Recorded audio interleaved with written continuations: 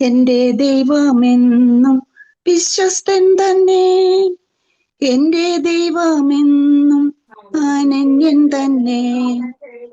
എന്റെ ദൈവമെന്നും വിശ്വസ്തൻ തന്നെ, എന്റെ ദൈവമെന്നും അനന്യൻ തന്നെ. വാഗ്ദത്തം തന്നവൻ, വാക്കുമാറാത്തവൻ, വാലങ്കാരത്താൽ എന്നെ വഴി നടത്തും. വാഗ്ദത്തം തന്നവൻ, വാക്കുമാറാത്തവൻ, വാലങ്കാരത്താൽ എന്നെ വഴി നടത്തും.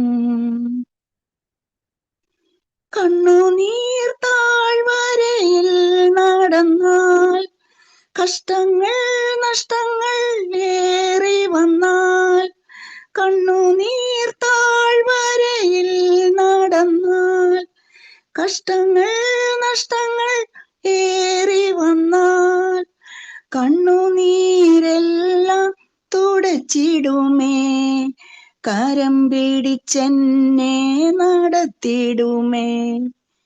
കണ്ണുനീരെല്ലാം തുടച്ചിടുമേ, കരം പിടിച്ചെന്നെ നടത്തിടുമേ. വാഗ്ദത്തം തന്നവൻ, വാക്കുമാറാത്തവൻ, വാലങ്കാരത്താൽ എന്നെ വഴി നടത്തും. വാഗ്ദത്തം തന്നവൻ, വാക്കുമാറാത്തവൻ, വാലങ്കാരത്താൽ എന്നെ വഴി നടത്തും. രോഗങ്ങളാൽ ഞാൻ വലഞ്ഞിടുമ്പോൾ, ഭാരങ്ങളാൽ മനം നീറിടുമ്പോൾ, രോഗങ്ങളാൽ ഞാൻ വലഞ്ഞിടുമ്പോൾ, ഭാരങ്ങളാൽ മനം നീറിടുമ്പോൾ, ആടിപ്പിണരാലവൻ സൗഖ്യം തരും. വാചനം അയച്ചെന്നെ വിടുവിച്ചിടും. ആടിപ്പിണരാലവൻ സൗഖ്യം തരും. വാചനം അയച്ചെന്നെ വിടുവിച്ചിടും. വാഗ്ദത്തം തന്നവൻ, വാക്കുമാറാത്തവൻ, വാലങ്കാരത്താൽ എന്നെ വഴി നടത്തും. വാഗ്ദത്തം തന്നവൻ, വാക്കുമാറാത്തവൻ, വാലങ്കാരത്താൽ എന്നെ വഴി നടത്തും. എന്റെ ദൈവമെന്നും വിശ്വസ്തൻ തന്നെ, എന്റെ ദൈവമെന്നും അനന്യൻ തന്നെ. എന്റെ ദൈവമെന്നും വിശ്വസ്തൻ തന്നെ, എന്റെ ദൈവമെന്നും അനന്യൻ തന്നെ. പ്രാർത്ഥിക്കാം. വാഗ്ദത്തങ്ങളിൽ വിശ്വസ്തനായ, വാക്കുമാറാത്തവനായ ഞങ്ങളുടെ വാഴ്ത്തപ്പെട്ട സ്വർഗീയ പിതാവേ, പിന്നെയും ഏഴകളായ അടിയങ്ങൾ നിന്റെ പാദപീഠത്തിലേക്ക് അടുത്തു വരുന്നു. കർത്താവേ, നിന്റെ വചനത്തിന്റെ സന്നിധിയിൽ അടിയങ്ങൾ ഇരിക്കുന്നു.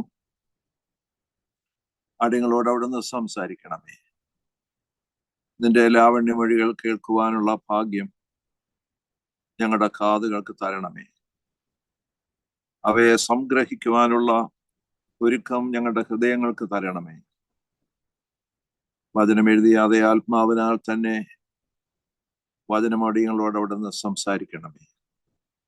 എല്ലാ മഹത്വവും അവിടുന്ന് സ്വീകരിക്കണമേ. യേശു കർത്താവിന്റെ മഹത്വമുള്ള നാമത്തിൽ പ്രാർത്ഥിക്കുന്നു. കൃപയോടെ കേൾക്കുമാറാകണമേ. ആമേൻ. പ്രിയ സഹോദരൻ,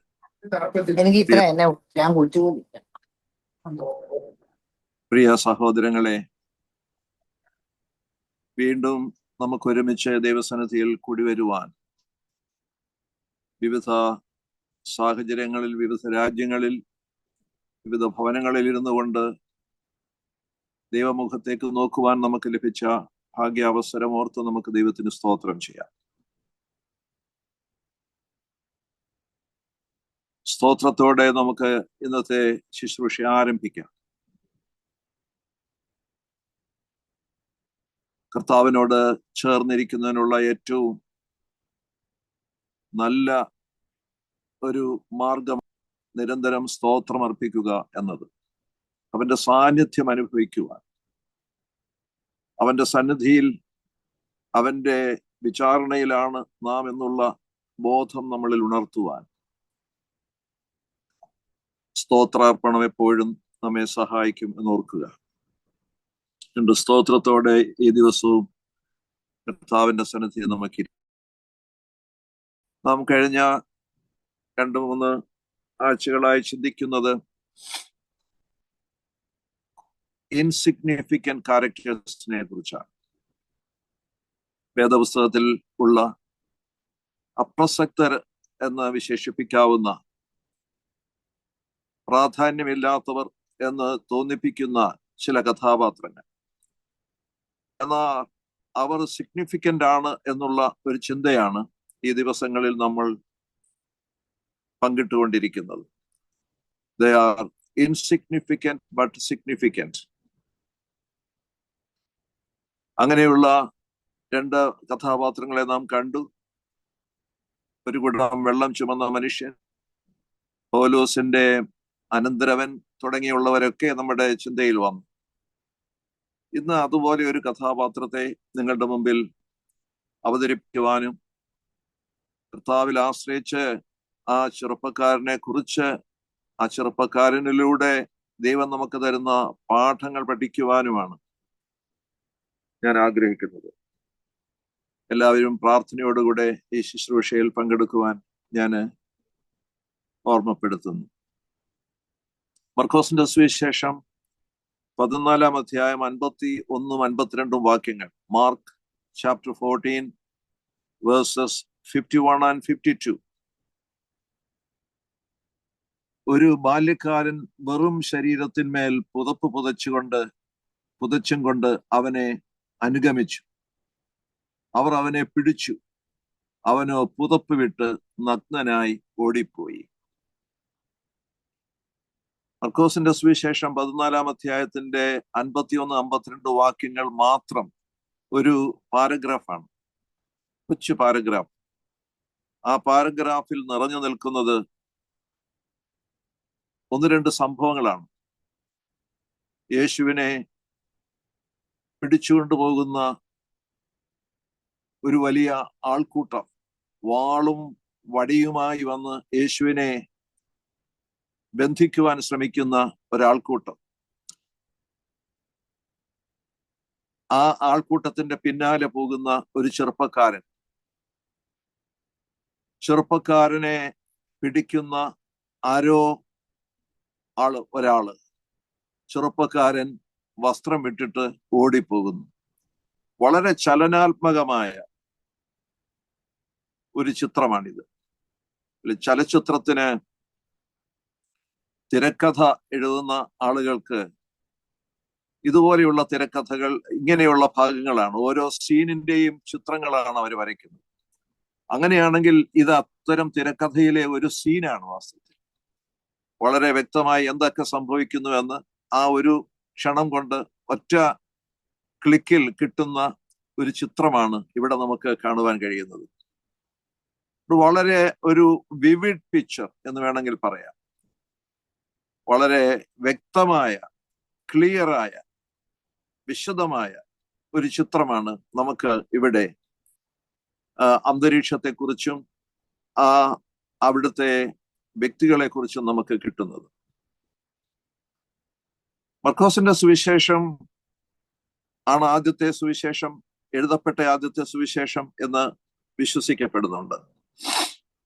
AD 400-നും AD 75-നും ഇടയ്ക്ക് പല വേദശാസ്ത്ര പണ്ഡിതന്മാരും AD 68-ലാണ് മർക്കോസിന്റെ സുവിശേഷം എഴുതപ്പെട്ടത് എന്ന് പറഞ്ഞു വെക്കുന്നുണ്ട്. അതുകൊണ്ട് ആദ്യം എഴുതപ്പെട്ട ഈ സുവിശേഷത്തിലെ 2 വാക്യങ്ങളാണ്. ആ വാക്യങ്ങൾ അടങ്ങുന്ന ഒരു പാരഗ്രാഫാണ് നമ്മുടെ ചിന്തയ്ക്ക് വിഷയീഭവിപ്പിക്കണം എന്ന് ഞാൻ വിചാരിക്കുന്നു. ഞാൻ സൂചിപ്പിച്ചതുപോലെ ഒരു ബാല്യക്കാരന്റെ vivid picture of a young lad ഒരു ബാല്യക്കാരന്റെ വളരെ വ്യക്തമായ വിശദമായ ഒരു ചിത്രമാണ് ഈ പാരഗ്രാഫിൽ, ഈ 2 വാക്യങ്ങളിൽ സുവിശേഷ രചയിതാവ് ആവിഷ്കരിച്ചു വെച്ചിരിക്കുന്നത്. നമുക്ക് അന്തരീക്ഷം ഒന്ന് നോക്കാം. ആംഡ് മൾട്ടിറ്റ്യൂഡാണ്, വലിയ ആയുധങ്ങളും, അവിടെ പറയുന്നു വാളും വടിയും എന്നാണ്. വാളും വടിയും ഒക്കെ എടുത്തുകൊണ്ട് വന്ന ഒരു വലിയ ജനക്കൂട്ടം ഒരു വല്ലാത്ത അന്തരീക്ഷം, ഒരു കലാപാന്തരീക്ഷം സൃഷ്ടിക്കുന്നു അവിടെ. ആ കലാപാന്തരീക്ഷം കണ്ടിട്ട് ഓടി വന്ന ഒരു ചെറുപ്പക്കാരൻ, സംഭീതനായി ഓടി വന്ന ഒരു ചെറുപ്പക്കാരൻ, അവൻ കിടക്കയിൽ നിന്ന് എഴുന്നേറ്റ് വന്നതാണ് എന്ന് വേണം വിചാരിക്കുവാൻ. കാരണം അവന്റെ ഉറക്ക വസ്ത്രം മാത്രമേ അവനുണ്ടായിരുന്നുള്ളൂ. ഉറങ്ങുവാൻ അവന് ഉപയോഗിച്ചിരുന്ന വസ്ത്രം മാത്രമാണ് അവനുണ്ടായിരുന്നത്. ഒരു എന്താണ്, ലിനൻ ഗാർമെന്റ് എന്ന് വേണമെങ്കിൽ വിശേഷിപ്പിക്കാം. അതുമാത്രമാണ് ഇട്ടുകൊണ്ട് അവൻ കിടക്കയിൽ നിന്ന് ഇറങ്ങി ഓടി വന്ന് ഈ ആൾക്കൂട്ടത്തിന്റെ മധ്യത്തിലേക്ക് വരികയാണ്. എന്താണ് സംഭവിക്കുന്നതെന്ന് അറിയുവാൻ ഉള്ള ഉത്കണ്ഠയോടുകൂടെ അവൻ ഓടി വരികയാണ്. ജിജ്ഞാസയോടുകൂടെ അവൻ വരികയാണ്. എന്താണ് സംഭവിക്കുന്നതെന്ന് നോക്കി നിൽക്കുന്നതിനിടയിൽ ആരോ അവനെ പിടിച്ചു. അവൻ പുതപ്പും ഇട്ടിട്ട് ഓടിപ്പോയി എന്നാണ് രേഖപ്പെടുത്തിയിരിക്കുന്നത്. നഗ്നനായി ഓടിപ്പോയി എന്നാണ് അവിടെ കാണുന്നത്. വിട്ട് നഗ്നനായി ഓടിപ്പോയി എന്ന് പറയുന്നു. ഇവിടെ ഇത് ഇത്രയും വിവിഡായിട്ട്, ക്ലിയർ ആയിട്ട് ഈ ചിത്രം വരച്ചിരിക്കുന്നത് കൊണ്ട് ഈ ബാല്യക്കാരൻ ഈ എഴുത്തുകാരൻ തന്നെ ആകാൻ സാധ്യതയുണ്ട് എന്നാണ് ഒരു വിഭാഗം ആൾക്കാർ പറയുന്നത്. ദ റൈറ്റർ ഹിംസെൽഫ്, ഇത് എഴുതിയ ആള് തന്നെ ആണ് ഈ ബാല്യക്കാരൻ എന്ന് ചിന്തിക്കുന്നവർ.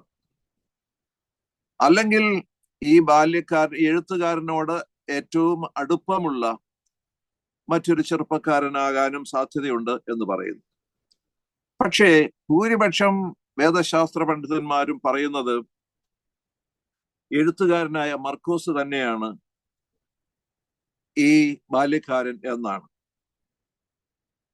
കാരണം എഴുത്തുകാരൻ തൻ്റെ ഒരു ജീവിത സന്ദർഭം എഴുതി വെച്ചു എന്ന് നമുക്ക് വിചാരിക്കാം. അന്നത്തെ രചനാരീതി അനുസരിച്ച് ആളുകൾ പേര് വെളിപ്പെടുത്തുന്ന ഒരു സമ്പ്രദായം ഇല്ലായിരുന്നു. എഴുത്തുകാര് അവരവരുടെ സ്വന്തം പേര് വെളിപ്പെടുത്താതെ സ്വയം പരാമർശിക്കുന്ന ഒരു രീതിയാണ് ആ കാലഘട്ടത്തിൽ ഉണ്ടായിരുന്നത്. അതിനുദാഹരണം നമുക്ക് കാണാൻ പറ്റുന്നത് യോഹന്നാന്റെ സുവിശേഷം 21-ാം അധ്യായത്തിൽ 20-ാം വാക്യത്തിൽ യോഹന്നാനെ കുറിച്ച് തന്നെ പറയുന്നത് യേശു സ്നേഹിച്ച ശിഷ്യൻ എന്നാണ്. യേശു സ്നേഹിച്ച ശിഷ്യൻ, അല്ലാതെ ഞാൻ എന്നല്ല യോഹന്നാൻ അവിടെ പറഞ്ഞിരിക്കുന്നത്. അതുപോലെയാണ് മർക്കോസും ഇവിടെ ഒരു ബാല്യക്കാരൻ എന്ന് പറഞ്ഞതിലൂടെ തന്റെ പേര് വെളിപ്പെടുത്താതെ തന്നെ തന്നെയാണ് അവതരിപ്പിച്ചിരിക്കുന്നത് എന്നാണ് വേദശാസ്ത്ര പണ്ഡിതന്മാർ പറയുന്നത്. അത് മാത്രമല്ല, അവിടെ വേറെ ആരും ഉണ്ടായിരുന്നില്ല. ശത്രുപക്ഷത്തുണ്ടായിരുന്നവരല്ലാതെ യേശുവിന്റെ പക്ഷത്തുള്ള ആരും അവിടെ ഉണ്ടായിരുന്നില്ല. കാരണം ശിഷ്യന്മാരെല്ലാം ഓടിപ്പോയിരുന്നു. അവർ ഈ സ്റ്റയർ ആരംഭിക്കുന്ന സമയത്ത് തന്നെ ഓടിപ്പോയിരുന്നു. എല്ലാവരും യേശുവിനെ വിട്ടുപോയി.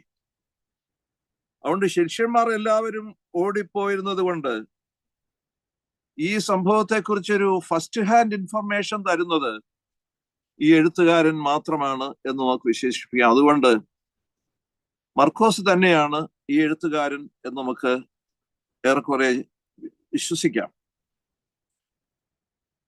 ഈ മർക്കോസിനെ കുറിച്ച് വേദപുസ്തകത്തിലുള്ള പരാമർശനങ്ങളിൽ 2 രീതിയിൽ മർക്കോസ് എന്ന് മാത്രം ഇവിടെ നമുക്ക് വായിക്കുമ്പോൾ സുവിശേഷകാരനായ മർക്കോസ്, എന്നാൽ മർക്കോസിന് ജോൺ എന്നൊരു മറ്റൊരു നാമം കൂടിയുണ്ട് എന്ന് തിരുവചനം നമ്മെ മനസ്സിലാക്കി തരുന്നുണ്ട്. ജോൺ മാർക്ക്, യോഹന്നാൻ മർക്കോസ് എന്ന അർത്ഥത്തിൽ.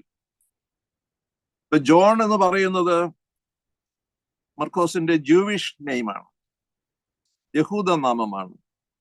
മാർക്ക് എന്ന് പറയുന്നത് മർക്കോസിന്റെ ലാറ്റിൻ നാമവുമാണ്. അങ്ങനെ ഈ രണ്ട് ഭാഷയിലുള്ള നാമങ്ങൾ ചേർന്നാണ് പലപ്പോഴും യോഹന്നാൻ എന്ന മർക്കോസ് എന്നും മർക്കോസ് എന്ന യോഹന്നാൻ എന്നും ഒക്കെ പറയുമ്പോൾ അർത്ഥമാക്കുന്നത്. കൊലോസ്യ ലേഖനം 4-ാം അധ്യായം 10-ാം വാക്യത്തിൽ മർക്കോസിനെ കുറിച്ച് പറയുന്നത് ഇങ്ങനെയാണ്: ബർന്നബാസിന്റെ മച്ചുനനായ മർക്കോസ്. മച്ചുനൻ എന്ന് പറഞ്ഞാൽ അനന്തരവൻ, നെഫ്യൂ. അപ്പോ ബർന്നബാസിന്റെ നെഫ്യൂ ആയിരിക്കുന്ന മർക്കോസ് എന്ന് അവിടെ മർക്കോസിനെ വളരെ വ്യക്തമായി നമുക്ക് പരിചയപ്പെടുത്തി തരുന്നുണ്ട്. നമ്മൾ കഴിഞ്ഞ ഒരു ദിവസം കേട്ടത് പൗലോസിന്റെ മച്ചുനനായ ഒരു ചെറുപ്പക്കാരനെ കുറിച്ചാണ്. അവിടെയും ചെറുപ്പക്കാരന്റെ പേര് പറഞ്ഞില്ല, പൗലോസിന്റെ അനന്തരവൻ എന്ന് മാത്രമേ അവിടെ പറഞ്ഞുള്ളൂ. ഇവിടെ ബർന്നബാസിന്റെ അനന്തരവനായ മർക്കോസ് എന്നാണ് പറയുന്നത്. ബർന്നബാസ് പൗലോസിനെ വിശ്വാസത്തിലേക്ക് നയിക്കുന്ന, നേതൃത്വം കൊടുക്കുന്ന, ആദ്യ കാലഘട്ടത്തിൽ പൗലോസിനെ നയിക്കുന്ന ഒരു വ്യക്തിയാണ്. ആദ്യം തിരുവചനത്തിൽ പറയുന്നതൊക്കെ ബർന്നബാസും പൗലോസും ബർന്നബാസും പൗലോസും എന്നാണ്. എന്നാൽ അത് കഴിഞ്ഞ് ഒരു ഘട്ടം എത്തുമ്പോഴേക്കും പൗലോസ് ആ നിരയിൽ ആദ്യം വരും. പൗലോസും ബർന്നബാസും പൗലോസും ശീലാസും ഇങ്ങനെയായി പോവുകയാണ്. 1 പത്രോസ് 5-ാം അധ്യായം 13-ാം വാക്യത്തിൽ പത്രോസ് പറയുന്ന ഒരു പരാമർശം മർക്കോസിനെ കുറിച്ചുള്ളത് കൂടെ നമ്മളിവിടെ ശ്രദ്ധിക്കണം. അവിടെ പത്രോസ് പറയുന്നു, എനിക്ക് മകനായ മർക്കോസ്. എനിക്ക് മകനായ മർക്കോസ്. മർക്കോസിന്റെ മകനല്ല, പത്രോസിന്റെ മകനല്ല മർക്കോസ് എന്ന് നമുക്കറിയാം. എങ്കിലും പത്രോസ് പറയുകയാണ് എനിക്ക് മകനായ മർക്കോസ് എന്ന്. അവിടെ ആ മകൻ എന്നതുകൊണ്ട് അർത്ഥമാക്കുന്നത് സ്പിരിച്വൽ സൺ, ആത്മീക പുത്രൻ എന്ന അർത്ഥത്തിലാണ്. അപ്പോൾ ബർന്നബാസിന്റെ മച്ചുനനാണ്, പത്രോസിന്റെ ആത്മീക പുത്രനാണ്. പിന്നെ ഒരു കാര്യം കൂടെ മർക്കോസിനെ കുറിച്ച് നമുക്ക് കാണാൻ പറ്റും. അപ്പോസ്തല പ്രവൃത്തികൾ 12-ാം അധ്യായം 12-ാം വാക്യം വായിക്കുമ്പോൾ അവിടെ ഇങ്ങനെ നാം വായിക്കുന്നു: അവർ മർക്കോസ് എന്ന് മറുപേരുള്ള യോഹന്നാന്റെ അമ്മ മറിയയുടെ വീട്ടിൽ ചെന്നു. അവർ അവിടെ അനേകർ ഒന്നിച്ചുകൂടി പ്രാർത്ഥിച്ചു കൊണ്ടിരുന്നു. പത്രോസ് തടവിലായിരുന്നപ്പോൾ പത്രോസിനെ കർത്താവ് അത്ഭുതകരമായി വിടുവിച്ച് പത്രോസ് അവിടുന്ന് ഓടി പട്ടണത്തിലെത്തി ഒരു വീടിന്റെ വാതിക്കൽ വന്ന് മുട്ടി വിളിച്ച സംഭവം. ഒരു പെൺകുട്ടി വന്ന് പത്രോസിനെ വിളിച്ച് പത്രോസ് ആണ് എന്ന് തിരിച്ചറിഞ്ഞു പോയി പത്രോസ് വാതിക്കൽ വന്ന് നിൽക്കുന്നു എന്ന് പറഞ്ഞ സംഭവം. ആ ഭവനമാണ് ഇവിടെ സൂചന. അവർ മർക്കോസ് എന്ന് മറുപേരുള്ള യോഹന്നാന്റെ അമ്മ മറിയയുടെ വീട്ടിൽ ചെന്നു. അവിടെ അനേകർ ഒന്നിച്ചുകൂടി പ്രാർത്ഥിച്ചു കൊണ്ടിരുന്നു. അതുകൊണ്ട് മർക്കോസിന്റെ അമ്മയുടെ പേര് മറിയ എന്നാണ് എന്നും അവര് സമ്പന്നരായ ഒരു കുടുംബമായിരുന്നു എന്നും നമുക്കിവിടെ നിന്ന് മനസ്സിലാക്കാൻ പറ്റും. എല്ലാവരും ഒന്നിച്ചുകൂടി ഇരുന്ന് പ്രാർത്ഥിക്കുന്ന ഒരു വലിയ ഭവനത്തിന്റെ ഉടമയായിരുന്നു മറിയ. ആ മറിയയുടെ മകനാണ് മർക്കോസ് എന്നും നമുക്കിവിടെ നിന്ന് മനസ്സിലാക്കാൻ പറ്റും. ഇപ്പൊ ഇങ്ങനെ മറിയയുടെ എന്ന് അവിടെ പറയാൻ കാരണം, ഈ സംഭവം നടക്കുന്ന സമയത്ത് പത്രോസും അതിന്റെ സ്നേഹിതരെല്ലാം ശിഷ്യന്മാരെല്ലാം കൂടെ ഇരുന്ന് പ്രാർത്ഥിക്കുന്ന ആ ഭവനം മറിയയുടെ ഭവനം എന്ന് പറയുവാൻ കാരണം മർക്കോസിന്റെ പിതാവ് അന്ന് ഉണ്ടായിരുന്നില്ല എന്ന് വേണം വിചാരിക്കുക. അതുകൊണ്ടാണ് മറിയയുടെ ഭവനം എന്ന് പറഞ്ഞത്. എന്നാൽ യേശു കർത്താവ് ശിഷ്യന്മാരുമായി പെസഹ കഴിച്ച ഭവനവും ഇത് തന്നെയാണ് എന്ന് നിശ്ചയമാണ്. ആ ഭവനത്തെ കുറിച്ച് പറയുമ്പോൾ അന്ന് മർക്കോസിന്റെ പിതാവുണ്ട്. അവിടെ പറയുന്നു, നീ ആ വീട്ടിൽ കടന്നു ചെല്ലണം, വീട്ടുടയവൻ വിരിച്ചൊരുക്കിയ ഒരു വന്മാളി അതിനൊക്കെ കാണിച്ചു തരും, അവിടെ പെസഹ ഒരുക്കാൻ പറയുന്നു. അന്ന് വീട്ടുടയവനുണ്ട്, അന്ന് മർക്കോസിന്റെ പിതാവുണ്ട്. എന്നാൽ അതിനുശേഷം പെസഹായ്ക്ക് ശേഷം കുറെ സംഭവങ്ങൾ നടക്കുന്നുണ്ടല്ലോ. അതിനുശേഷം ആ മനുഷ്യൻ മരിച്ചു എന്ന് വേണം വിചാരിക്കുവാൻ. പിന്നെ മറിയ മാതാവ് മാത്രമേ ഉണ്ടായിരുന്നുള്ളൂ. അതുകൊണ്ടാണ് മാതാവിന്റെ പേര് പിൽക്കാലത്ത് പരാമർശിക്കപ്പെടുന്നത്. ഈ മർക്കോസിനെ പിന്നീട് നാം കാണുന്നത് അപ്പോസ്തല പ്രവർത്തികൾ 12-ാം അധ്യായം 25-ാം വാക്യത്തിലാണ്. ബർന്നബാസ്, ശൗൽ എന്നിവരോടൊപ്പം മർക്കോസിനെ നമുക്ക് അവിടെ കാണുവാൻ പറ്റും. ബർന്നബാസ്, ശൗൽ എന്നിവരോടൊപ്പം. ബർന്നബാസും ശൗലും ശുശ്രൂഷ നിവർത്തിച്ച ശേഷം മർക്കോസ് എന്ന് മറുപേരുള്ള യോഹന്നാനെയും കൂട്ടിക്കൊണ്ട് യെരുശലേം വിട്ടു മടങ്ങിപ്പോന്നു എന്ന് അവിടെ വായിക്കുന്നുണ്ട്. അപ്പോൾ അന്ന് ബർന്നബാസിനോടും പൗലോസിനോടും കൂടെ ചേർന്ന് പ്രവർത്തിക്കുന്ന ഒരു മർക്കോസിനെയാണ് അവിടെ നാം കാണുന്നത്. അന്ന് അവർ ഒന്നിച്ചായിരുന്നു. പൗലോസും ബർന്നബാസും മർക്കോസും എല്ലാം ഒന്നിച്ചായിരുന്നു ശുശ്രൂഷ നിർവഹിച്ചത്. അവര് യെരുശലേം വിട്ടു മടങ്ങിപ്പോന്നു എന്നാണ് അവിടെ രേഖപ്പെടുത്തിയിരിക്കുന്നത്. ആദ്യ മിഷണറി ജേർണിയിൽ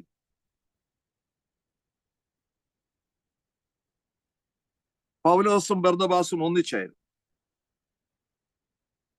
മർക്കോസ് എന്ന യോഹന്നാനും കൂടെ ഉണ്ടായിരുന്നു. എന്നാൽ അപ്പോസ്തല പ്രവൃത്തികൾ 13-ാം അധ്യായത്തിന്റെ 5-ാം വാക്യത്തിൽ നമ്മൾ വായിക്കുന്നത് അങ്ങനെയാണ്. 13-ാം അധ്യായം 13-ൽ വരുമ്പോൾ പെർഗയിൽ നിന്നും യോഹന്നാൻ അവരെ വിട്ട് യെരുശലേമിലേക്ക് മടങ്ങുന്നു എന്ന് രേഖപ്പെടുത്തിയിരിക്കുന്നു. 13-ാം അധ്യായം 33-39 വാക്യങ്ങൾ വായിക്കുമ്പോൾ മർക്കോസിന്റെ പേരിൽ ബർന്നബാസും പൗലോസും തമ്മിൽ വാദമുണ്ടായി എന്നാണ്. ഉഗ്രവാദം, ഷാർപ്പ് ഡിസഗ്രിമെന്റ് അബൌട്ട് മാർക്ക് എന്നാണ്. മർക്കോസിനെ കുറിച്ച് വലിയ ഉഗ്രവാദം, ഡിഫറൻസ് ഓഫ് ഒപ്പീനിയൻ ഉണ്ടായിട്ട് എന്നാണ് പറയുന്നത്. പൗലോസ് പറഞ്ഞു, അവിടെ മർക്കോസ് പൗലോസിനോടൊപ്പം മിഷണറി യാത്രയ്ക്ക് പോകാതെ മടങ്ങിപ്പോകുന്നു യെരുശലേമിലേക്ക്. അതിനെക്കുറിച്ച് പൗലോസ് പറയുകയാണ്, പ്രവർത്തിക്കു വരാതെ പോയവനെ കൂട്ടുന്നത് യോഗ്യമല്ല.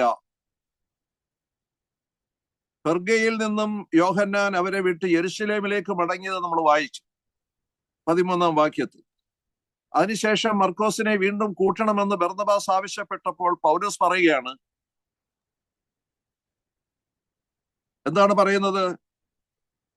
വഴിയിൽ വെച്ച് പ്രവർത്തിക്ക് വരാതെ വഴിയിൽ വെച്ച് മടങ്ങിപ്പോയവനെ പ്രവർത്തിക്ക് ഇനി കൂട്ടണം എന്നെനിക്ക് ആഗ്രഹമില്ല, അവനെ നമ്മളുടെ കൂട്ടത്തിൽ വരുത്തണ്ട എന്ന് പറഞ്ഞിട്ട് A sharp disagreement about mark വിത്ത് ബർന്നബാസ്.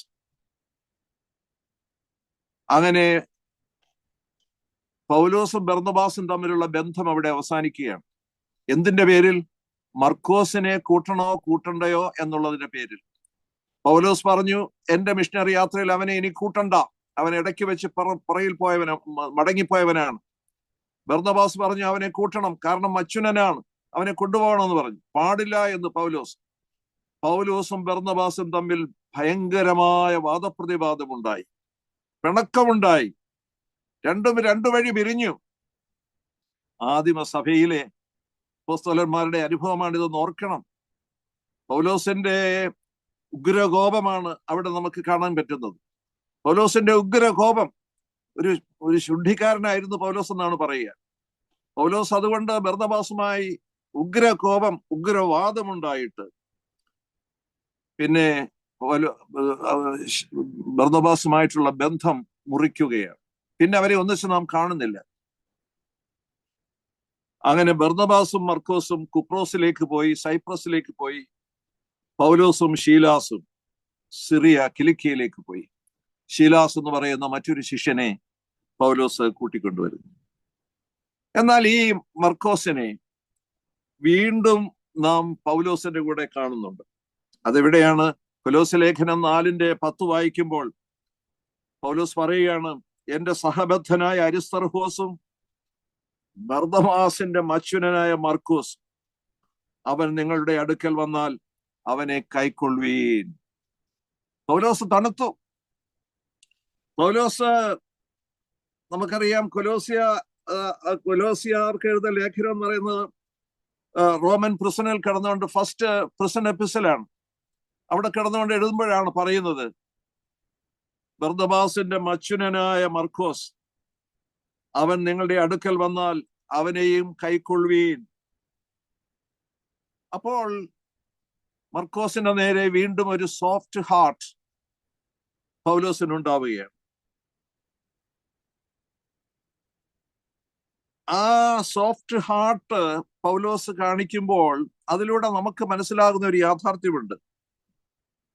അവിടെ മറഞ്ഞിരിക്കുന്ന ഒരു വലിയ ആത്മീക സത്യം. പറഞ്ഞു വിട്ടവനെ വീണ്ടും കൂട്ടിച്ചേർക്കുന്ന ഒരു പൗലോസിനെയാണ് നമ്മോട് കാണുന്നത്. വെറുത്ത ഒരു മർക്കോസിനെ വീണ്ടും സ്നേഹിക്കുന്ന ഒരു പൗലോസിനെയാണ് നമുക്ക് അവിടെ കാണുന്നത്. വേലയ്ക്ക് കൊള്ളാത്തവൻ എന്ന് പറഞ്ഞവനെ വിളിച്ചുകൊണ്ട് വരിക എന്ന് പറയുന്ന ഒരു പൗലോസിനെയാണ് നമുക്ക് കാണുന്നത്.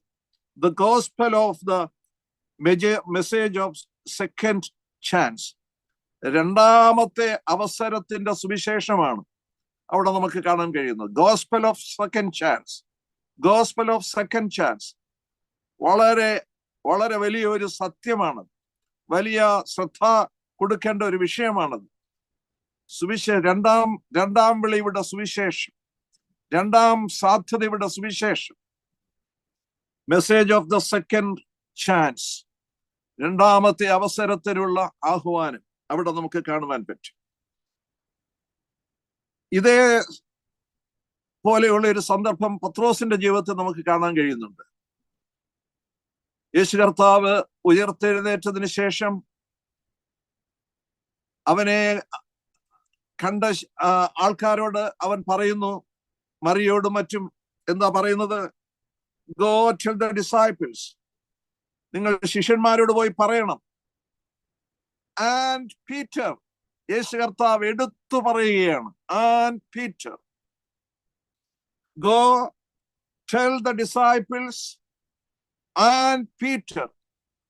എന്താ, പത്രോസ് ഡിസൈപ്പിളിന്റെ കൂട്ടത്തിലല്ലായിരുന്നു? പത്രോസൻ ഡിസൈപ്പിൾസിന്റെ പ്രധാന ആൾക്കായിരുന്നു, പ്രധാന വ്യക്തിയായിരുന്നു, സ്പോക്സ്മാൻ ആയിരുന്നു. അതുകൊണ്ട് ശിഷ്യന്മാരോട് പറയണം ഈ വാർത്ത, ഞാൻ ഉയർത്തെഴുന്നേറ്റു എന്ന വാർത്ത ശിഷ്യന്മാരോട് പറയണം എന്ന് പറഞ്ഞ യേശു ശിഷ്യന്മാരോട് പറയണം എന്ന് പറഞ്ഞിട്ട് പത്രോസിനോടും പറയണം എന്ന് പറഞ്ഞു. എടുത്തു പറയുകയാണ്, പത്രോസിന്റെ പേര് എടുത്തു പറയുകയാണ്. That was A second call. അത് രണ്ടാമത്തെ ഒരു ആഹ്വാനമായിരുന്നു. അതുകൊണ്ട്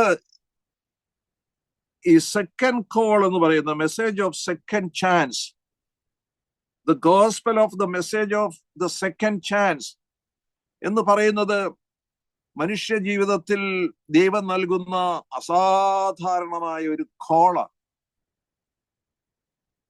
ഒരു മനുഷ്യാത്മാവിനെ സ്നേഹിക്കുന്ന ദൈവത്തിന്റെ സ്നേഹത്തിന്റെ പ്രതിഫലനമാണ് അവിടെ കാണുന്നത്. വിട്ടുമാറാൻ തയ്യാറാകാത്ത ദൈവസ്നേഹത്തിന്റെ ആ ആർദ്ര ശക്തിയാണ് നാം അവിടെ കാണുന്നത്. പോയവൻ പോകട്ടെ എന്ന് പറഞ്ഞു വിടുകയല്ലായിരുന്നു. പൗലോസിലൂടെ ദൈവം വെളിപ്പെടുത്തുന്നത് ആ സ്വർഗീയമായ ആർദ്ര ശക്തിയാണ്. കർത്താവിലൂടെ പത്രോസിനെ അഭിമുഖമായി യേശു പറയുന്ന ആ വാക്കിൽ ദൈവത്തിന്റെ ആർദ്ര സ്നേഹമാണ് നാം കാണുന്നത്. എനിക്ക് നിന്നെ ഉപേക്ഷിക്കാൻ കഴിയില്ല മകനെ, എനിക്ക് നിന്നെ എഴുതിത്തള്ളാൻ കഴിയില്ല മകനെ എന്ന് പറഞ്ഞുകൊണ്ട് ഒരാത്മാവിന്റെ പിന്നാലെ ചെല്ലുന്ന ഒരു ദൈവത്തിന്റെ ഹൃദയമാണ് നമുക്ക് അവിടെ കാണുവാൻ കഴിയുന്നത്. Message of second chance. പ്രിയപ്പെട്ട സഹോദരങ്ങളെ, അങ്ങനെ ഒരു സെക്കൻഡ് കോൾ ഉണ്ടായിരുന്നില്ലെങ്കിൽ കോശി തലയ്ക്കൽ ഇന്ന് നിങ്ങളോട് വചനം പ്രസംഗിക്കുകയായിരുന്നില്ല. ആ ഒരു സെക്കൻഡ് കോളാണ് എന്നെ കർത്താവിന്റെ സവിധത്തിലേക്ക് വീണ്ടും ആകർഷിച്ചത്.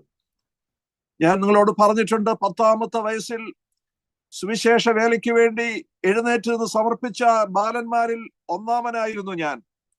ഒരു മഹാസുവിശേഷ യോഗത്തിൽ കർത്താവിന്റെ ശുശ്രൂഷയ്ക്ക് വേണ്ടി പോകുന്ന അവരാരുണ്ട് എന്ന് ചോദിച്ച് കുട്ടികളോട് ആഹ്വാനം ചെയ്തപ്പോൾ ആദ്യം എഴുന്നേറ്റ് നിന്ന് സമർപ്പിച്ചവരാണ് ഞാൻ. പക്ഷേ 18ാമത്തെ വയസ്സിൽ BA കഴിഞ്ഞ സമയത്ത് 20-ാമത്തെ വയസ്സായപ്പോഴേക്കും ഞാൻ എൻ്റെ കർത്താവിനെ വിട്ടുപോയി. ഞാനൊരു മടക്കയാത്ര, മർക്കോസ് പോയതുപോലെ യെരുശലേമിലേക്ക് ഒരു മടക്കയാത്ര എൻ്റെ ജീവിതത്തിലും ഉണ്ടായി. എന്നാൽ 7/7/77 എൻ്റെ കർത്താവ് എന്നെ വീണ്ടും വിളിച്ചു. സെക്കൻഡ് കോൾ, രണ്ടാമത്തെ ആഹ്വാനം, രണ്ടാമത്തെ ക്ഷണം. ഞാൻ ആ ക്ഷണം സ്വീകരിച്ചു. അവന്റെ സന്നിധിയിൽ എന്നെ ഞാൻ സമർപ്പിച്ചു. അതുകൊണ്ടാണ് ഇന്ന് നിങ്ങളോട് വചനം പങ്കിടുവാൻ കർത്താവ് എന്നെ അഭിഷേകം ചെയ്ത് അയച്ചിരിക്കുന്നത്. So it is A very important call. Second call is A very important call.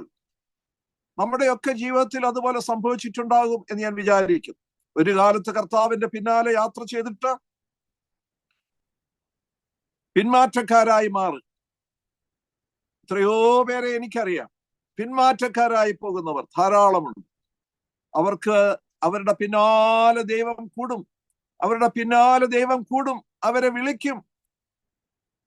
ആ വിളി അനുസരിക്കുമ്പോൾ മാത്രമേ നാം രക്ഷയുടെ അനുഭവത്തിലേക്ക് മടങ്ങി വരികയുള്ളൂ. ആ വിളി അനുസരിക്കുന്നില്ലെങ്കിൽ നാം നിത്യനാശത്തിലേക്ക് പോകും. അപ്പൊ ഈ രണ്ടാമത്തെ വിളി ഓർത്തുകൊണ്ടാണ് ഞാൻ പാടിയത്. എപ്പോഴും നാം പാടുന്ന ആ വരികൾ വീണ്ടും ഒന്ന് ഓർക്കട്ടെ. നിന്നെ അറിഞ്ഞിടാതെ പോയ പാതയിൽ നീ എന്നെ തേടി വന്ന സ്നേഹമോർക്കുമ്പോൾ, നിന്നെ അറിഞ്ഞിടാതെ പോയ പാതയിൽ നീ എന്നെ തേടി വന്ന സ്നേഹമോർക്കുമ്പോൾ, എന്നാവതെങ്ങനെ മിണ്ടാതിരുന്നിടും, എന്നാവതെങ്ങനെ മിണ്ടാതിരുന്നിടും, സ്തോത്രയാഗമെന്നും അർപ്പിച്ചിടും ഞാൻ, സ്തോത്രയാഗമെന്നും അർപ്പിച്ചിടും ഞാൻ. Second chance is A very important chance. Don't miss it. ഒരിക്കലും ആ ഒരു കോൾ നിങ്ങൾ നഷ്ടപ്പെടുത്തരുത്.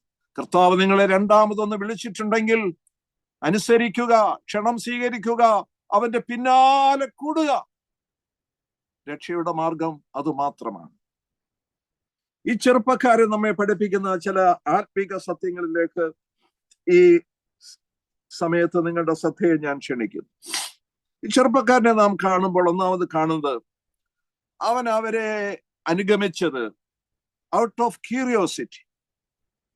ക്യൂരിയോസിറ്റി എന്ന് പറയുമ്പോൾ മലയാളത്തിൽ ഉത്കണ്ഠ, ജിജ്ഞാസ എന്നൊക്കെ പറയും. ഉത്കണ്ഠയാൽ നാം ഒന്നും നേടുന്നില്ല എന്നുള്ള ഒരു സത്യമാണ് ഇവിടെ ഈ ചെറുപ്പക്കാരൻ നമ്മെ പഠിപ്പിക്കുന്ന ഒന്നാമത്തെ കാര്യം. ഉത്കണ്ഠ കൊണ്ട്, ക്യൂരിയോസിറ്റി കൊണ്ട്, ജിജ്ഞാസ കൊണ്ട്, എന്താ അറിയാനുള്ള ആഗ്രഹം കൊണ്ട് പോവുകയാണ്. അതുകൊണ്ട് നാം ഒന്നും നേടുന്നില്ല എന്ന് ഈ ചെറുപ്പക്കാരൻ പഠിപ്പിക്കുന്നു. യേശു കർത്താവ് തന്നെ അത് പറഞ്ഞു, ഉത്കണ്ഠയെ കുറിച്ച് പറഞ്ഞു. മത്തായി സുവിശേഷം 6-ാം അധ്യായത്തിന്റെ 27-ാം വാക്യത്തിൽ, വിചാരപ്പെടുന്നതിനാൽ നിങ്ങൾ തന്റെ നീളത്തിൽ ഒരു മുഴം കൂട്ടുവാൻ ആർക്ക് കഴിയുമെന്ന് യേശു കർത്താവ് ചോദിച്ചു. വിചാരപ്പെടുന്നത് കൊണ്ട് നീളത്തിൽ ഒരു മുഴം കൂട്ടുവാൻ നമുക്ക് കഴിയുന്നില്ല എന്ന് യേശു കർത്താവ് പറഞ്ഞപ്പോൾ, വിചാരപ്പെടുന്നതിന്റെ അർത്ഥശൂന്യതയെക്കുറിച്ചാണ്, നിഷ്ഫലതയെക്കുറിച്ചാണ്, ഫലശൂന്യതയെക്കുറിച്ചാണ് യേശു കർത്താവ് നമ്മെ പഠിപ്പിക്കുന്നത്. കർത്താവിനെ കണ്ടെത്തുക എന്ന് പറയുന്ന ആ വിശിഷ്ടമായ വിലയേറിയ സമരിയിൽ കേവലം ജിജ്ഞാസ, കേവലം ഒരു ഉത്കണ്ഠ ഒരു പ്രയോജനവും ചെയ്യില്ല എന്നാണ് നാം മനസ്സിലാക്കേണ്ടത്. ലോക ചരിത്രത്തിൽ എത്രയോ ആൾക്കാർ യേശുവിനെ അറിയുവാനുള്ള ഈ ഒരു ജിജ്ഞാസയോടുകൂടെ യാത്ര ചെയ്തിട്ടുണ്ട്. വലിയ യുക്തിവാദികളായിരുന്ന ഇംഗർസോൾ മുതൽ ഇടമറുകു വരെ ഈ കൂട്ടത്തിൽ പെടുന്നവരാണ്. ഇംഗർസോൾ, ഇടമറുക, ഇവരൊക്കെ യുക്തിവാദികളായിരുന്നു. അതുപോലെ തന്നെ മൈക്കിൾ ബെയ്ജന്റ് എന്ന് പറയുന്ന ഒരു മനുഷ്യൻ, മൈക്കിൾ ബെയ്ജന്റ് മുതൽ ഹെൻറി ലിങ്കൺ, ഇങ്ങനെ രണ്ട് പ്രസിദ്ധരായ ആൾക്കാരുണ്ടായിരുന്നു. അവരും യേശു കർത്താവിനെ ജിജ്ഞാസ കൊണ്ട് പിന്നാലെ കൂടിയവരാണ് മനസ്സിലാക്കുവാൻ. അവർക്കും യേശുവിനെ മനസ്സിലാക്കാൻ പറ്റുന്നില്ല. ഈ ഹെൻറി, ഇവർ രണ്ടുപേരും, ഈ Michael Baigent and Henry Lincoln എന്ന് പറയുന്നവർ ഒരു പുസ്തകം എഴുതിയിട്ടുണ്ട്. ആ പുസ്തകത്തിന്റെ പേര് Holy Blood and the Holy Grail എന്നാണ്. വിശുദ്ധ രക്തവും വിശുദ്ധ കാസായും എന്നുള്ളതാണ്. Holy Blood and the Holy Grail. യേശു കർത്താവിനെ പരമാവധി അപഹസിക്കുന്ന ഒരു പുസ്തകമാണ് ഈ മൈക്കൽ ബേജന്റും ഹെൻറി ലിങ്കണും കൂടി എഴുതിയിരിക്കുന്ന ഒരു പുസ്തകം. അതുപോലെ നമുക്കറിയാമല്ലോ ഈ ഇടമറുകും ഒക്കെ എഴുതിയിരിക്കുന്ന യേശുവിനെ നിഷേധിക്കുന്ന പുസ്തകങ്ങൾ. ഇംഗർസോള്, യുക്തിവാദിയായിരുന്ന ഇംഗർസോള്. അതുപോലെ തന്നെ വേറെ ഒരു പ്രസിദ്ധനായ മനുഷ്യനുണ്ട്, ഡോക്ടർ സ്ട്രൗസ് എന്ന് പറയുന്ന ഒരു മനുഷ്യൻ. ആ സ്ട്രൗസ് എന്ന് പറയുന്ന ഒരു ജർമ്മൻകാരനായിരുന്നു. അദ്ദേഹം ഒരു പുസ്തകം എഴുതിയിട്ടുണ്ട്. ആ പുസ്തകത്തിന്റെ പേര് ലേബൽ ജസ് എന്നാണ്, ജേബൽ ജസ്. അപ്പോ യേശു എന്ന പേര് ഉള്ള ഒരുവൻ വ്യാജ പേര് എന്നുള്ള അർത്ഥത്തിലാണ് ലേബൽ ജസ് എന്ന് ഉപയോഗിച്ചിരിക്കുന്നത്. അങ്ങനെ യേശുവിനെ കുറിച്ച് അപഹാസ്യമായ ഒരു ഗ്രന്ഥം എഴുതിയ മനുഷ്യനാണ് ഡോക്ടർ സ്ട്രൗസ്. അദ്ദേഹത്തിന്റെ അന്ത്യത്തെ കുറിച്ച് പറയുന്നത്, അന്ത്യസമയത്ത് അദ്ദേഹത്തിന്റെ മകൾ മാത്രമേ അടുത്തുണ്ടായിരുന്നുള്ളൂ. മകളോട് പറഞ്ഞു അത്രേ, ഞാൻ വലിയ ഇരുട്ടിലേക്ക് പോവുകയാണ്, ഇരുണ്ട ഒരു ഭാവിയിലേക്ക്, ആഴത്തിലേക്ക് ഞാൻ പോവുകയാണ് മകളെ എന്ന് പറഞ്ഞുകൊണ്ടാണ് ആ മനുഷ്യൻ ഈ ലോകത്തോട് യാത്ര പറഞ്ഞത്. കേവലം ഉത്കണ്ഠ കൊണ്ട് മാത്രം യേശുവിനെ നിനക്ക് കണ്ടെത്താൻ പറ്റില്ല. അവൻ ആരാണെന്ന് അറിയാനുള്ള വെറും ഒരു ഉത്കണ്ഠ കൊണ്ട് മാത്രം. മലബാറിൽ ജീവിച്ചിരുന്ന മലബാർ കെ ദാമോദരൻ എന്ന് പറഞ്ഞൊരു മനുഷ്യനുണ്ടായിരുന്നു. ആ മനുഷ്യൻ വേദപുസ്തകം അരിച്ചു കലക്കി കുടിച്ച ഒരു മനുഷ്യനാണ്. നന്നായിട്ട് അറിയാമെന്ന കമ്മ്യൂണിസ്റ്റുകാരനായിരുന്നു, യുക്തിവാദിയായിരുന്നു മലബാർ കെ ദാമോദരൻ. അതുപോലെ EM ശങ്കരൻ നമ്പൂതിരിപ്പാട്, മാർക്സിസ്റ്റ് പാർട്ടിയുടെ ആചാര്യനായിരുന്ന EM ശങ്കരൻ നമ്പൂതിരിപ്പാട് വേദപുസ്തകം നന്നേ പഠിച്ച മനുഷ്യനാണ്. ഈ ആളുകൾക്കൊന്നും they could never find out Jesus, the real Jesus. യഥാർത്ഥ യേശുവിനെ കണ്ടെത്തുവാൻ ഇവർക്കാർക്കും കഴിഞ്ഞില്ല. ആരാണെന്ന് അറിയാനുള്ള കേവല താല്പര്യം കൊണ്ട് മാത്രം പോയവരാണ് ഇവരൊക്കെ. യേശുവിലെ ആത്മീയ സ്വരൂപം കണ്ടെത്തുവാനല്ല, ദൈവപുത്രനെ കണ്ടെത്തുവാനല്ല, മനുഷ്യനെന്ന യേശുവിനെ തിരിച്ചറിയുവാനുള്ള ഒരു ശ്രമത്തിന്റെ ഭാഗമായി യേശുവിന്റെ പിന്നാലെ പോയവരാണ് ഇവർക്ക്. അവർക്കൊന്നും യേശുവിനെ കണ്ടെത്തുവാൻ കഴിഞ്ഞില്ല. ഡോക്ടർ കാമ്പൽ മോർഗൻ എന്ന് പറയുന്ന ഭക്തനായ വേദപണ്ഡിതൻ, അദ്ദേഹം ഒരിക്കൽ പറയുകയുണ്ടായി, ദൈവം സംസാരിച്ചു, സീസർ അത് കേട്ടില്ല, പീലാത്തോസ് അത് കേട്ടില്ല, ഹെറോദാവ് അത് കേട്ടില്ല, മഹാപുരോഹിതന്മാരത് കേട്ടില്ല, ശാസ്ത്രിമാരും പരീശന്മാരും അത് കേട്ടില്ല. പക്ഷേ മരുഭൂമിയിൽ ഏകനായിരുന്ന സ്നാപക യോഹന്നാൻ ആ ശബ്ദം കേട്ടു എന്ന്. ദൈവം സംസാരിച്ചു, സീസർ അത് കേട്ടില്ല, പീലാത്തോസ് അത് കേട്ടില്ല, ഹെറോദാവ് അത് കേട്ടില്ല, പുരോഹിതന്മാരും മഹാപുരോഹിതന്മാരും അത് കേട്ടില്ല, ശാസ്ത്രിമാരും പരീശന്മാരും അത് കേട്ടില്ല. പക്ഷേ മരുഭൂമിയിൽ ഏകനായിരുന്ന സ്നാപക യോഹന്നാൻ.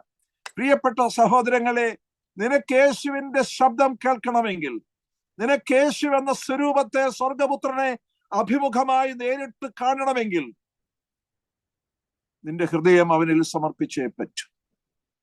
നിന്റെ ആത്മാവിന്റെ ഫ്രീക്വൻസി, സ്വർഗീയ ശബ്ദത്തിനായി നീ ട്യൂൺ ചെയ്ത് വെച്ചേ ദൈവശബ്ദം കേൾക്കുവാൻ നിനക്ക് കഴിയുള്ളൂ. അതുകൊണ്ട് കേവലമായ ജിജ്ഞാസ കൊണ്ട്, കേവലം അറിയാനുള്ള താല്പര്യം കൊണ്ട് പുറകെ പോകുന്നത് കൊണ്ട് യേശുവിനെ ഒരിക്കലും സ്വന്തമാക്കുവാൻ കഴിയും എന്ന് വിചാരിക്കണ്ട. യേശു കർത്താവ് നമ്മളോട് പറഞ്ഞ പൂർണ്ണ ഹൃദയത്തോടും പൂർണ്ണ മനസ്സോടും പൂർണ്ണ ശക്തിയോടും പൂർണ്ണ ആത്മാവോടും ദൈവത്തെ ആരാധിക്കുന്നതിനെ കുറിച്ച് പറഞ്ഞപ്പോൾ അത് ആവർത്തന പുസ്തകം 4-ാം അധ്യായത്തിന്റെ 29-ാം വാക്യത്തിന്റെ ഒരു പ്രതിധ്വനിയായിരുന്നു. അവിടെ വെച്ച് ആവർത്തന പുസ്തകം ഡ്യൂട്രോണമി 4:29 പറയുന്നു, അവിടെ വെച്ച് വാഗ്ദത്ത ദേശത്ത് നിങ്ങൾ ചെല്ലുമ്പോൾ നിന്റെ ദൈവമായ യഹോവയെ നീ തിരയുകയും പൂർണ്ണ ഹൃദയത്തോടും പൂർണ്ണ മനസ്സോടും കൂടെ അന്വേഷിക്കുകയും ചെയ്താൽ അവനെ കണ്ടെത്തും. ഹല്ലേലൂയ. നിങ്ങൾ വാഗ്ദത്ത ഭൂമിയിൽ ചെല്ലുമ്പോൾ നിങ്ങൾ യഹോവയെ തിരയുകയും, നീ തിരയണം, പൂർണ്ണ ഹൃദയത്തോട് പൂർണ്ണ മനസ്സോടെ നീ അന്വേഷിച്ചാൽ അവനെ കണ്ടെത്തും. ദൈവത്തെ കണ്ടെത്തണമെങ്കിൽ, എന്റെ യേശുവിനെ കണ്ടെത്തണമെങ്കിൽ നീ പൂർണ്ണ ഹൃദയത്തോടെ അവനെ അന്വേഷിക്കണം, പൂർണ്ണ മനസ്സോടെ അവനെ അന്വേഷിക്കണം. എന്ന് പറഞ്ഞാൽ നിന്റെ ഹൃദയവും നിന്റെ ആത്മാവും നിന്റെ ബുദ്ധിയും ഒരുപോലെ ദൈവസന്നിധിയിൽ സമർപ്പിച്ചുകൊണ്ട്, നാം മുമ്പ് കണ്ട ആൾക്കാരുടെ എല്ലാം സവിശേഷത, അവരെല്ലാം മനസ്സുകൊണ്ട് മാത്രമാണ് ദൈവത്തെ അന്വേഷിക്കുവാൻ, ബുദ്ധി കൊണ്ട് ദൈവത്തെ അന്വേഷിക്കാൻ ശ്രമിച്ചവരാണ്.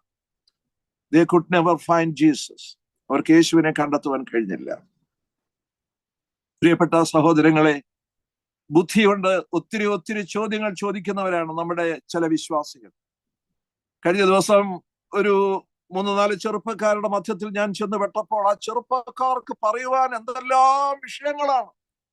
വേദപുസ്തകത്തെ ചർച്ച ചെയ്യുവാൻ അവർക്ക് ബുദ്ധിപരമായി എന്തെല്ലാം ജ്ഞാനങ്ങളാണ്. എനിക്കൊന്നും അറിഞ്ഞുകൂടാ. ഇതെല്ലാം കേട്ടതിന് ശേഷം ഞാൻ അവരോട് പറഞ്ഞു, എനിക്കൊരു അഭിപ്രായമുണ്ട്. അതെന്ത്? സിമ്പിൾ ഫെയ്ത്ത്, കേവലമായ വിശ്വാസം. എന്റെ ദൈവത്തിന്റെ ഏകജാതനായ പുത്രനാണ് യേശു. അവൻ മാനവജാതിയുടെ രക്ഷയ്ക്ക് വേണ്ടി ഭൂമിയിൽ വന്നു. അവൻ നമുക്ക് വേണ്ടി കാൽവറിയിൽ മരിച്ചു. അവന്റെ രക്തം നമുക്ക് വേണ്ടി ചിന്തി. അവൻ മരിച്ചു, ഉയർത്തെഴുന്നേറ്റ് സ്വർഗസ്ഥനായി ഇന്ന് പിതാവിന്റെ വലത്തുഭാഗത്തിരിക്കുന്നു എന്ന് വിശ്വസിക്കുന്നു. അവന്റെ രക്തത്താൽ എനിക്ക് നീതീകരണവും രക്ഷയുമുണ്ടെന്ന് ഞാൻ വിശ്വസിക്കുന്നു. അവൻ എന്നെ വീണ്ടെടുത്തിരിക്കുന്നു എന്ന് ഞാൻ വിശ്വസിക്കുന്നു. That is my simple faith. അതെന്റെ കേവലമായ ലളിതമായ വിശ്വാസമാണ്. എനിക്ക് അതിൽ കവിഞ്ഞൊരു തിയോളജിയും വേണ്ട എന്ന് ഞാൻ അവരോട് പറഞ്ഞു. അതിൽ കവിഞ്ഞൊരു തിയോളജിയും എനിക്ക് വേണ്ട. പ്രിയപ്പെട്ടവരെ, നമ്മുടെ മനസ്സുകൊണ്ട് അളന്ന് യുക്തി പറഞ്ഞു ദൈവത്തെ കണ്ടെത്തുവാൻ, യേശുവിനെ ജീവിതത്തിൽ കൊണ്ടെത്തുവാൻ കഴിയുമെന്ന് വിചാരിക്കണ്ട. നിന്റെ ഹൃദയം ദൈവസന്നിധിയിൽ പൂർണ്ണമായി വിട്ടുകൊടുക്കുവാൻ.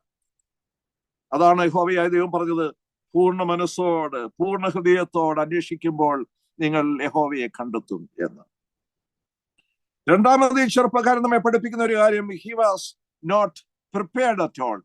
അവൻ ഒരുക്കമുള്ളവനായിരുന്നില്ല എന്നുള്ളതാണ്. Prepared to face the situation. സാഹചര്യങ്ങളെ നേരിടുവാൻ അവൻ ഒരുക്കമുള്ളവനായിരുന്നില്ല. നോക്കൂ, അവനൊരു പ്രോപ്പറായിട്ടുള്ള ഡ്രസ്സ് പോലും ഇടാനാണ് ഈ ആൾക്കൂട്ടത്തിന്റെ ഇടയിലേക്ക് ഇറങ്ങി വന്നത്. പ്രോപ്പറായൊരു ഡ്രസ്സ് പോലും ഇല്ല. ഉറക്കത്തിൽ അതുപോലെ ഉറക്കച്ചടവോടെ എഴുന്നേറ്റ് വരുന്നെന്ന് പറയുന്ന പോലെ എഴുന്നേറ്റ് വന്നു. ഒരുക്കമില്ലാത്തവനായി ഒരു ലിനൻ ഗാർമെന്റ് ഇട്ട് വന്നു.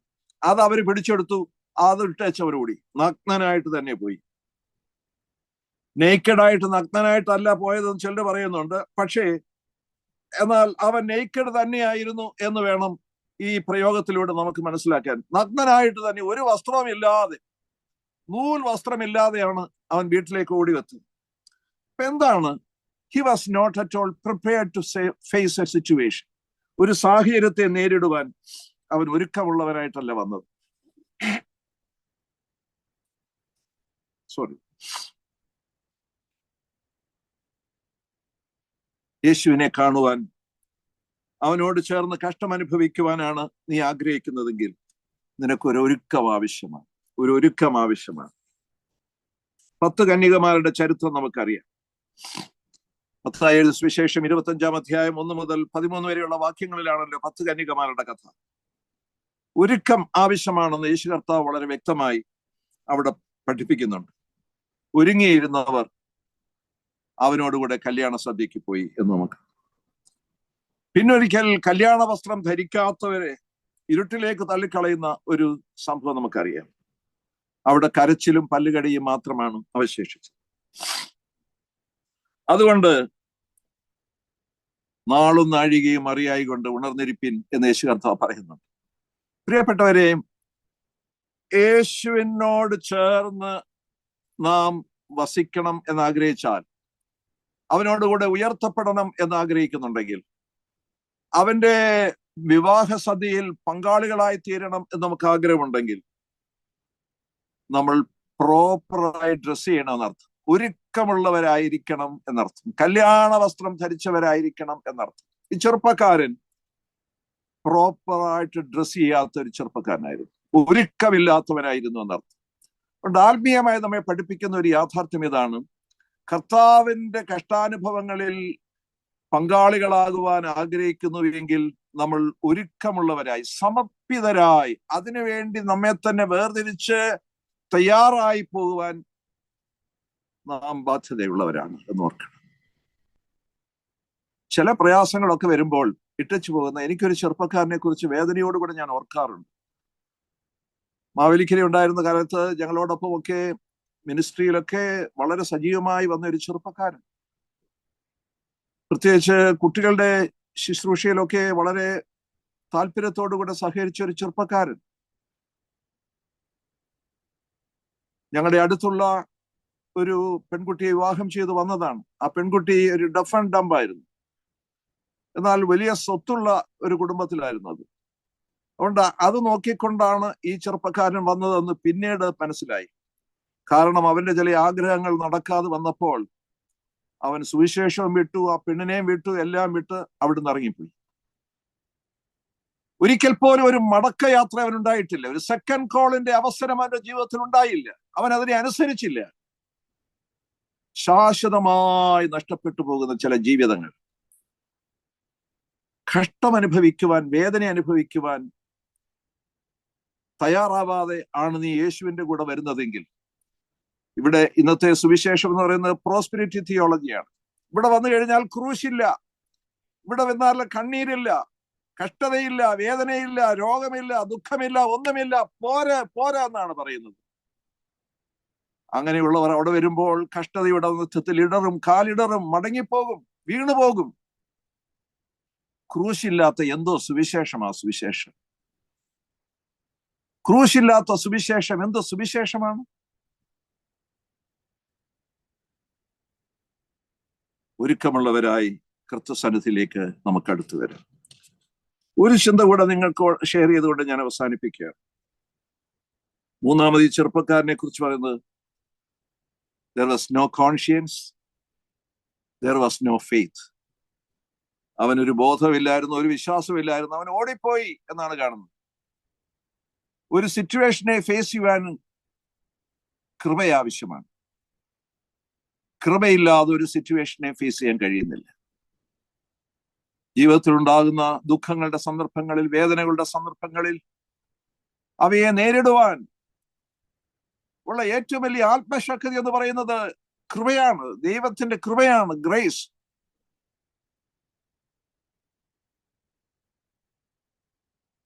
സ്വർഗീയമായ ദർശനമാണ് ആവശ്യം. പത്രോസ് ഒരിക്കൽ യേശു കർത്താവിനോട് പറഞ്ഞു, യേശു കർത്താവ് യെരുശലേമിൽ പ്രാപിക്കാൻ പോകുന്ന മരണത്തെക്കുറിച്ചൊക്കെ പറഞ്ഞു കഴിഞ്ഞപ്പോൾ, നീ മശിഹായാണ്, ദൈവപുത്രനാണെന്ന് പറഞ്ഞ പത്രോസ് ഈ വാർത്ത കേട്ട് കഴിഞ്ഞപ്പോൾ ഉടനെ കർത്താവിനോട് പറഞ്ഞ വാചകം നമുക്കറിയാമല്ലോ, കർത്താവേ അതരുതേ, നിനക്ക് അങ്ങനെ ഭവിക്കരുതേ. മത്തായി 16-ാം അധ്യായത്തിലെ 22-ാം വാക്യത്തിൽ, കർത്താവേ നിനക്കത് ഭവിക്കരുതേ, അതരുതേ എന്ന് പറഞ്ഞ് ക്രൂശിന്റെ അനുഭവത്തെ തള്ളിക്കളയാൻ ശ്രമിക്കുന്ന ഒരു പത്രോസിനെ നമുക്ക് അവിടെ കാണാൻ പറ്റും. ആ പത്രോസിനെ നോക്കി യേശു കർത്താവ് പറഞ്ഞ എന്താ?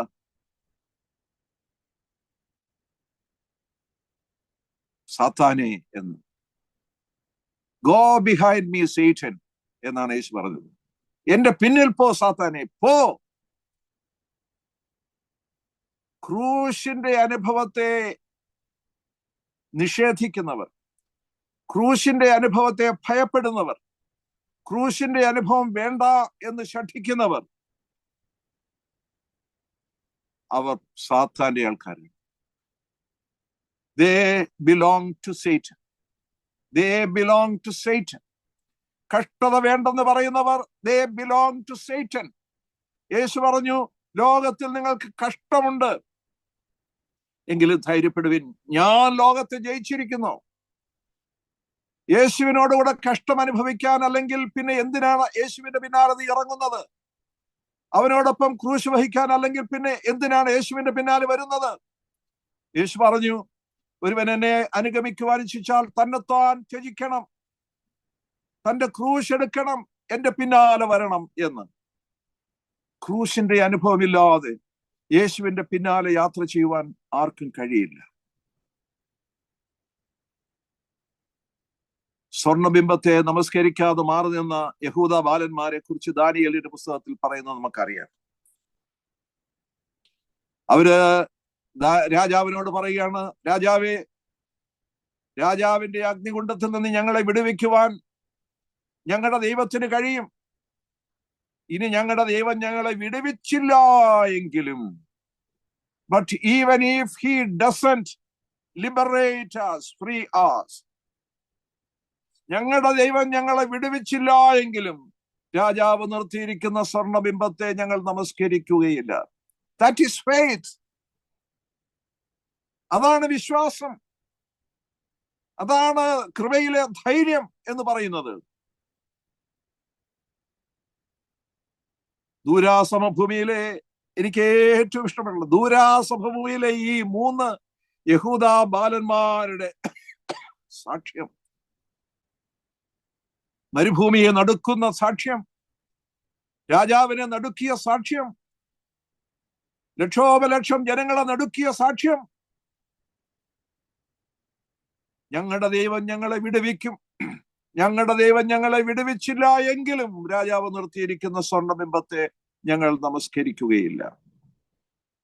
ഞങ്ങളുടെ ജീവിതം അവന് വേണ്ടി സമർപ്പിക്കപ്പെട്ടതാണ്. ഞങ്ങളുടെ ജീവിതം അവന് വേണ്ടി ഒഴിഞ്ഞു വെക്കപ്പെട്ടതാണ്. ഞങ്ങളുടെ ജീവിതം അവന് വേണ്ടി യാഗം ആക്കി തീരുവാൻ ഞങ്ങൾ സന്നദ്ധരാണ് എന്ന് പറയും. ഇയ്യോബിന്റെ പുസ്തകം 13-ാം അധ്യായം 15-ാം വാക്യത്തിൽ യോബ് പറയുന്നു, though he slay me, അവൻ എന്നെ കൊന്നാലും yet I will trust in him. Hallelujah. എന്നെ കൊന്നാലും ഞാൻ അവനെ തന്നെ കാത്തിരിക്കും. ഇംഗ്ലീഷിലെ ഒരു പ്രയോഗം, though he slay me, yet will I trust him. അവനിൽ തന്നെ ഞാൻ ആശ്രയിക്കും എന്നുള്ളതാണ്. ബിഷപ്പ് പോളികാർപ്പ് എന്ന് പറയുന്ന 1-ാം നൂറ്റാണ്ടിൽ ജീവിച്ചിരുന്ന ഒരു ബിഷപ്പ്, മാർട്ടേറായിരുന്ന, രക്തസാക്ഷിയായിരുന്ന പോളികാർപ്പ്, അദ്ദേഹത്തെ സിംഹക്കുഴിയിലേക്ക് വലിച്ചെറിയുവാൻ കൊണ്ടുപോകുമ്പോൾ അദ്ദേഹത്തോട് ചോദിച്ചു, ഒരിക്കൽ കൂടെ നിനക്ക് അവസരം തരാം, യേശുവിനെ തള്ളി പറയുമോ എന്ന് ചോദിച്ചപ്പോൾ പറഞ്ഞത്, 86 വർഷം 80 and 6 years he was good to me. 86 വർഷം അവൻ എനിക്ക് നല്ലവനായിരുന്നു. അവനെ എങ്ങനെ, how can I deny him?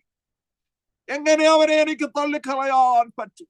86 വർഷം എന്നോട് വിശ്വസ്തനായിരുന്നവരെ എനിക്ക് തള്ളിക്കളയുവാൻ പറ്റില്ല എന്ന് പറഞ്ഞ് സിംഹക്കുഴിയിലേക്ക് വലിച്ചെറിയപ്പെടുവാൻ സ്വയം തയ്യാറായി ഏൽപ്പിച്ചു കൊടുക്കുന്ന ബിഷപ്പ് പോളികാർപ്പ് സ്മിർണയിലെ ബിഷപ്പായിരുന്നു. അപ്പോസ്തലനായ യോഹന്നാന്റെ ഒക്കെ ശിഷ്യൻ സ്മിർണയിലെ ബിഷപ്പായിരുന്ന പോളികാർപ്പ്. സെയിന്റ് കൊളംബായെ കുറിച്ച് നിങ്ങൾ കേട്ടിട്ടുണ്ടോ?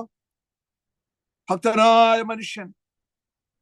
അദ്ദേഹം അഗ്നികുണ്ഡത്തിലേക്ക് അദ്ദേഹത്തെ വലിച്ചെറിയുന്നതിന് മുമ്പ് ആ കൊണ്ടുപോകുന്ന യാത്രയിൽ അദ്ദേഹം പാടിയ പാട്ട് 34-ാം സങ്കീർത്തനം.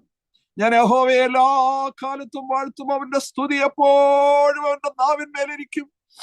എന്നോട് ചേർന്ന് യഹോവയെ മഹിമപ്പെടുത്തുകയും നമുക്ക് ഒന്നിച്ച് അവന്റെ നാമത്തെ ഉയർത്താം. ഹല്ലേലൂയ.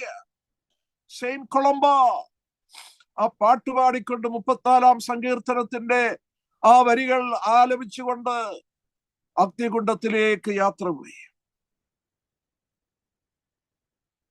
യേശു കർത്താവ് പറഞ്ഞു, 24-ാം അധ്യായം മത്തായി സുവിശേഷം 24-ാം അധ്യായം 13-ാം വാക്യത്തിൽ, എന്നാൽ അവസാനത്തോളം സഹിച്ച് നിൽക്കുന്നവൻ രക്ഷിക്കപ്പെടും. ദുർഘടങ്ങളുടെ കാലങ്ങളിലാണ് നമ്മൾ ജീവിക്കുന്നത്. നമ്മൾ ഈ ദുർഘടങ്ങളുടെ കാലങ്ങളിൽ ജീവിക്കുകയാണ്. സഹിച്ചു നിൽക്കാനാകുമോ? ക്ഷമിച്ചു നിൽക്കാനാകുമോ? പ്രത്യാശയോടുകൂടെ നിൽക്കാനാകുമോ? മറിയെ കുറിച്ച് നാം കഷ്ടതയിൽ അവസാനം വരെ അവനോടുകൂടെ, മഗ്ദലന മറിയ കഷ്ടതയിൽ അവസാനം അവനോടുകൂടെ നിന്നു. കഷ്ടതയിൽ അവസാന നിമിഷം വരെയും ക്രൂശിന്റെ ചുവട്ടിൽ നിന്നു. മഹത്വത്തിൽ അവൾ ഒന്നാമതായി. പ്രിയപ്പെട്ട സഹോദരങ്ങളെ, നിനക്കൊരു മഹത്വ ദർശനം ലഭിക്കണമെങ്കിൽ അവന്റെ കഷ്ടതയിൽ അവനോടൊപ്പം നിൽക്കുവാൻ, ഹല്ലേലൂയ, കഷ്ടതയിൽ അവനോടൊപ്പം നിൽക്കുവാൻ തയ്യാറായെങ്കിൽ മാത്രമേ, പ്രിയപ്പെട്ടവരെ, നമുക്ക് മഹത്വത്തിൽ അവന്റെ പൊന്മുഖം കാണുവാൻ, അവന്റെ പൊൻപാദങ്ങളിൽ മുത്തുവാൻ കഴിയുള്ളൂ എന്ന് ഓർക്കണം.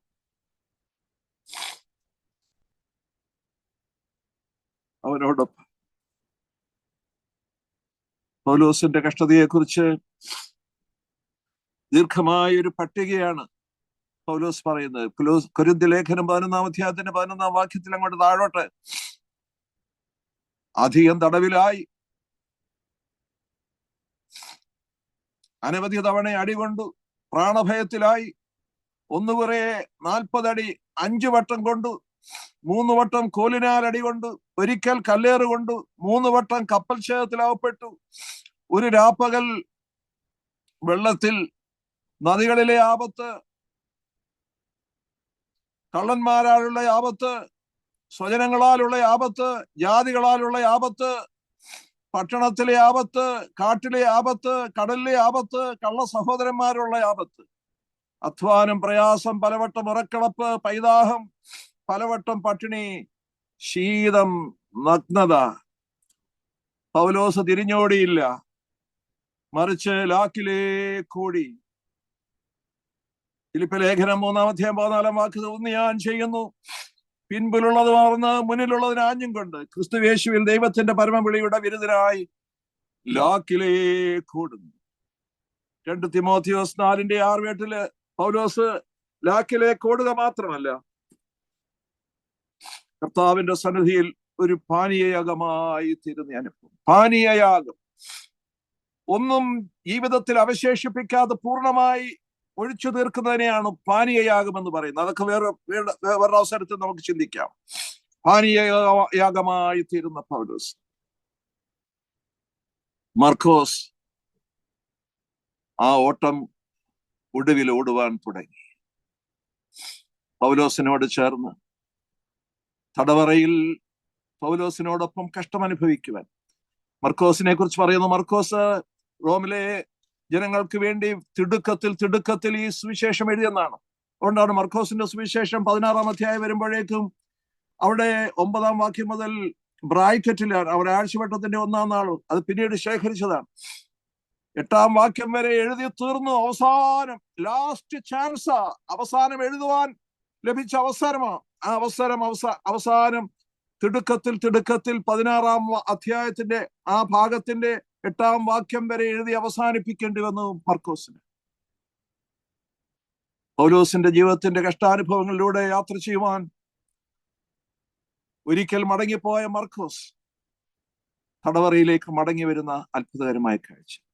അവന് വേണ്ടി കഷ്ടം സഹിപ്പാൻ, വേദന അനുഭവിപ്പാൻ ഒരുക്കമുള്ളവരായി തീർന്ന ഒരു മർക്കോസിനെ നാം കാണുന്നു. JW ക്രോംവെൽ എന്ന് പറയുന്ന ഒരു ചെറുപ്പക്കാരന്റെ കഥ ഞാൻ വായിച്ചിട്ടുണ്ട്. JW ക്രോംവെൽ, അമ്മയുടെ ഏകപുത്രൻ, മെർച്ചന്റ് നേവിയിൽ ചേരണമെന്ന് ആഗ്രഹിച്ചു. ഭക്തനായ ചെറുപ്പക്കാരൻ മെർച്ചന്റ് നേവിയിലേക്ക് അവനെ പറഞ്ഞു വിടുമ്പോൾ അമ്മ പറഞ്ഞു, മോനെ, നീ ഒരു ആവശ്യം മാത്രമേ അമ്മയ്ക്കുള്ളൂ, നീ അവസാന നിമിഷം വരെയും യേശുവിനോട് വിശ്വസ്തനായിരിക്കണം എന്ന്. ആ മർച്ചന്റ് നേവിയിൽ അവൻ ചെന്നതിന് ശേഷം അവന്റെ സ്നേഹിതർ അവനൊരു ഭക്തനാണെന്ന് അറിഞ്ഞപ്പോൾ അവനെ കളിയാക്കുവാനും അവനെ കൊണ്ട് സ്മോക്ക് ചെയ്യിക്കുവാനും അവനെ മദ്യം കുടിപ്പിക്കുവാനും ഒക്കെ ശ്രമിച്ചു. വളരെ പീഡനങ്ങൾ അവന് കൊടുത്തു. കഷ്ടതകളും വേദനകളും ഒക്കെ സഹിച്ചു. പക്ഷെ അവരെല്ലാം പിടിച്ചു നിന്നു. അവസാനം അവർ സാഹി കേട്ട് അവനെ പിടിച്ച് വെള്ളത്തിലേക്ക്, കടലിലേക്ക് ആഞ്ഞു വലിച്ചെറിഞ്ഞു. അവിടെ കിടന്ന് മുങ്ങിത്താഴുന്നതിനിടയിൽ അവൻ വിളിച്ചു പറഞ്ഞൊരു വാചകമുണ്ട്, Tell my mother that I was faithful to Jesus to the finish. I was faithful to Jesus to the finish. അവസാന നിമിഷം വരെയും ഞാൻ യേശുവിനോട് വിശ്വസ്തനായിരുന്നുവെന്ന് എൻ്റെ അമ്മയോടൊന്ന് പറയണം.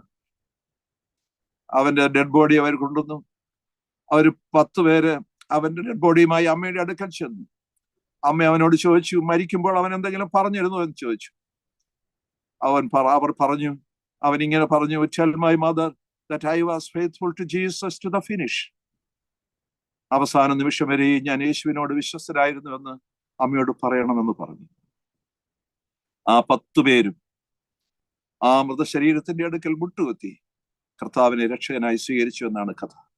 പ്രിയപ്പെട്ടവരെ, നിന്റെ കഷ്ടാനുഭവങ്ങളിലൂടെ, എൻ്റെ യേശു കഷ്ടാനുഭവങ്ങളിലൂടെ ജയാളിയായി മാറിയെങ്കിൽ അവന്റെ കഷ്ടാനുഭവത്തിൽ പങ്കാളികളായി നമുക്കും ജയാളികളായി തീരാം. നമുക്കും അനേകരെ കർത്താവിലേക്ക് ആകർഷിക്കാം. അതിന് ദൈവത്തിന്റെ പരിശുദ്ധാത്മാവിനാൽ നമ്മെ സഹായിക്കുമാറാവട്ടെ. ആമേൻ. നമുക്ക് പ്രാർത്ഥിക്കാം.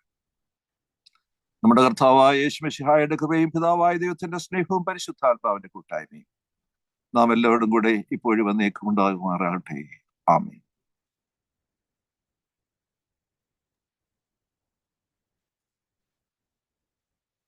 ഇത്ര നാളും നഷ്ടമാക്കി ഇത്തരയിലൻ ജീവിതം, നഷ്ടമായോരാ നാളുകളെ താതൻ ശിഷ്ടമായി തന്നു ദാനമാ. നഷ്ടമായോരാ നാളുകളെ താതൻ ശിഷ്ടമായി തന്നു ദാനമാ. ലോകമോഹത്തിൻ പിൻപേ പോയോരാ നാളുകൾ എല്ലാം നഷ്ടമായി. ലോകമോഹത്തിൻ പിൻപേ പോയോരാ നാളുകൾ എല്ലാം നഷ്ടമായി. നേടിയാതെന്നു തോന്നിപ്പോയോരാ നേട്ടങ്ങൾ എല്ലാം വ്യർത്ഥമേ. നേടിയാതെന്നു തോന്നിപ്പോയോരാ നേട്ടങ്ങൾ എല്ലാം വ്യർത്ഥമേ. ഇത്ര നാളും നഷ്ടമാക്കി ഇത്തരയിലൻ ജീവിതം, നഷ്ടമായോരാ നാളുകളെ താതൻ ശിഷ്ടമായി തന്നു ദാനമാ. നഷ്ടമായോരാ നാളുകളെ താതൻ ശിഷ്ടമായി തന്നു ദാനമാ. പാപബന്ധനം നഷ്ടമാക്കിയൻ സോദരാ ബന്ധം ഭൂമിയിൽ. പാപബന്ധനം നഷ്ടമാക്കിയൻ സോദരാ ബന്ധം ഭൂമിയിൽ. ദൈവസ്നേഹത്തിൻ മാധുര്യബന്ധം നഷ്ടമാക്കിയ പാവി ഞാൻ. ദൈവസ്നേഹത്തിൻ മാധുര്യബന്ധം നഷ്ടമാക്കിയ പാവി ഞാൻ. ഇത്ര നാളും നഷ്ടമാക്കി ഇത്തരയിലൻ ജീവിതം, നഷ്ടമായോരാ നാളുകളെ താതൻ ശിഷ്ടമായി തന്നു ദാനമാ. നഷ്ടമായോരാ നാളുകളെ താതൻ ശിഷ്ടമായി തന്നു ദാനമാ.